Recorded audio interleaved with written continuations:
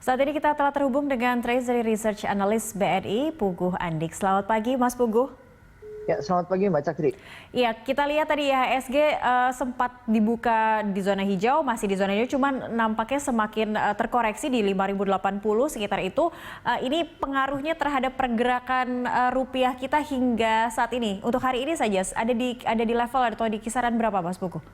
Ya, memang untuk pembukaan tadi rupiah ditutup menguat cukup signifikan ya, di mana sekarang levelnya berada di sekitar 14.500 sampai 14.520 gitu ya untuk pasar spotnya. Sedangkan kalau kita lihat memang pergerakan rupiah dari sepekan kemarin sebenarnya juga sudah mengarah ke arah penguatan ya, karena memang minimnya sentimen. Sedangkan di sisi lain perkembangan vaksin ini cukup positif ya dampaknya terhadap aset-aset beresiko dalam negeri gitu ya.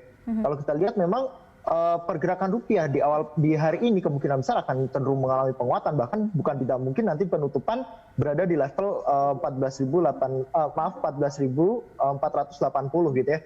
Apalagi kalau kita lihat memang US dollar cenderung terus tertekan ya, di mana paket stimulus mereka sampai sekarang belum disetujui gitu ya.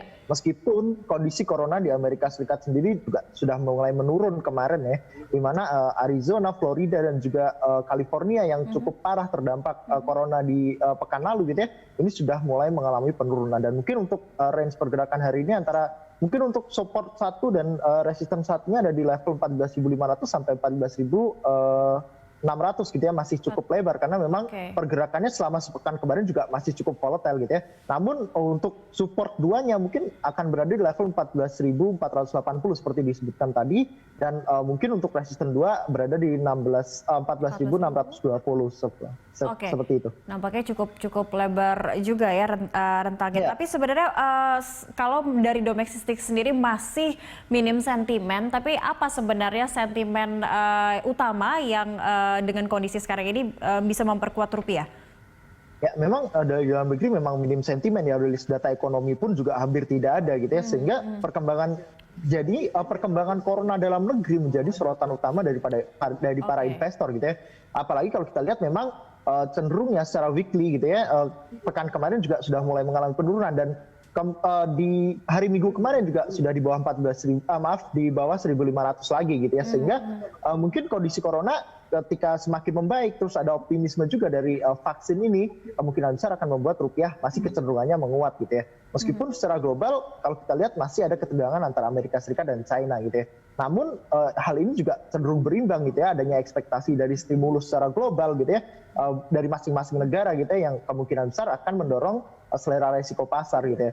Dan di sisi lain mungkin pelemahan dolar menjadi salah satu pendorong utama yang mungkin akan menjadi sentimen positif untuk pergerakan rupiah di pekan ini. Namun perlu diwaspadai nanti di hari Kamis dan Jumat gitu ya, kemungkinan besar pergerakan rupiah akan dipengaruhi oleh hasil rapat FOMC juga, yang dimana Kamis dini hari nanti akan ada pengumumannya seperti itu. Oke, tapi dengan banyak negara yang sudah announce resmi mengalami resesi begitu, ini bisa menjadi sentimen negatif tidak bagi penguatan rupiah yang terjadi sepekan ini?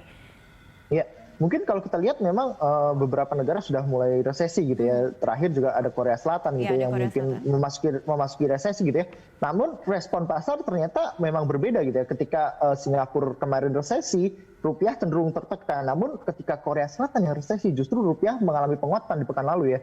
Apalagi obligasi kita menguat dengan cukup signifikan, karena memang ketika Korea Selatan resmi menghadapi resesi, ternyata investor menjual obligasi mereka dan justru masuk ke pasar obligasi dalam negeri gitu ya. Mungkin respon pasar untuk negara-negara lainnya juga kemungkinan besar akan berbeda gitu ya. Dan nantinya ketika rilis data GDP kita yang kuartal 2, inilah yang menjadi benar-benar titik balik untuk pergerakan rupiah seperti itu. Apakah lebih buruk dari ekspektasi atau justru lebih baik sesuai dengan ekspektasi ya? Baik, kalau pergerakan rupiah terhadap sejumlah mata uang asing dunia lainnya, terutama untuk Asia, seperti apa Mas Puguh? Ya, kemungkinan besar kalau kita lihat memang pasar akan cenderung juga wait and see ya terhadap keputusan FOMC ini. Jadi kemungkinan besar untuk di zona Asia sendiri, kemungkinan besar rupiah mungkin akan menjadi juara gitu ya. Setidaknya hari ini dan di awal pekan gitu ya. Mungkin saingan untuk rupiah hanya mungkin datang dari Japanese yen, di mana pasar kembali cenderung bermain aman ya. Bahkan pagi ini juga Japanese yen turun ke level USD Japanese yen gitu ya, turun ke level 105.10 level terendahnya. Dan ini memang kondisi yen dan juga emas ya berbarengan sebagai safe haven, ini kemungkinan besar masih akan mengalami penguatan. Namun kalau kita lihat dari sentimen yang ada, ketegangan Amerika Serikat dan China ini kemungkinan besar masih akan melemahkan Chinese yuan. Seperti itu. Oke, baik. Artinya rupiah masih berada di rentang aman begitu dan semoga saja terus mengalami penguatan ya untuk pekan ini. Terima kasih banyak Mas Pugu Anik atas waktunya di IDX Opening Bell bersama kami pagi ini.